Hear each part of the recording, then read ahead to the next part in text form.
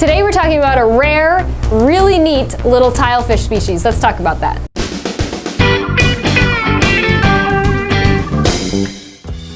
Welcome to another episode of Ocean State Aquatics TV with me, Salty Alley, here at our Wakefield location, and today we're talking the Flagtail Tilefish. This is probably one of my new favorites. I know, they're all my favorite, but I absolutely love this fish. He's so cool, and look, he's right out. So this is a super rare fish in the hobby. We don't ever really see them. This is my first time ever seeing them, and I've spent lots of time researching them. There's not a lot of information about these fish online, and that's because they're not found very often in the aquarium hobby.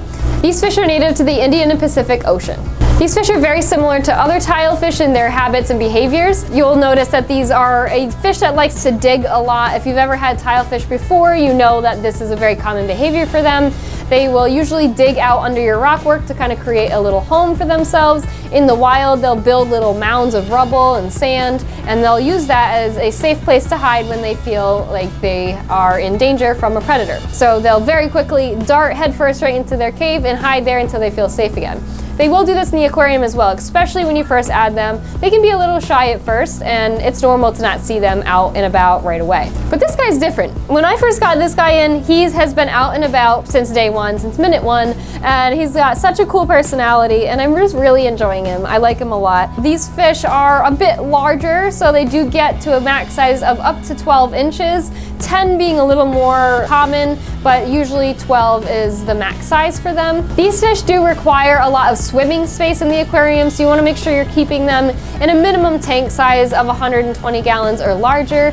Ideally, a 6-foot tank would be best. Make sure you're keeping them on a sand bed or a small gravel. You don't want to keep them on anything too big where they can't really dig and feel secure. These fish are extremely docile and friendly, so you know, make sure you're not keeping them in a predator tank. I wouldn't really keep them with anything aggressive like triggerfish or even some pufferfish species, because they are very friendly and very peaceful, and they won't usually fare well in a tank like that. But they will do very well in a reef tank, as long as you're keeping them with fish that aren't too tiny that they may try and snag up when they get larger. Another quick note, just like other tilefish, they are jumpers, so you want to make sure you're keeping them in a tank with a nice secure lid so they can't find a way out, because they will. Since this is the first time having one of these fish in the store and there's not much information online, we don't know a ton about them personally, but they are very similar to other tilefish, it seems. As far as hardiness goes, they seem to be pretty hardy. They can be a little sensitive to swinging water parameters, but they aren't super sensitive to other things. Like other tilefish, these guys also are not picky, so he's eating pretty much anything I put in there. Right now I feed a mixture of mysis shrimp, brine shrimp, and mega marine, which is a great variety food if you're looking for a good food. Mega marine's great for your saltwater fish.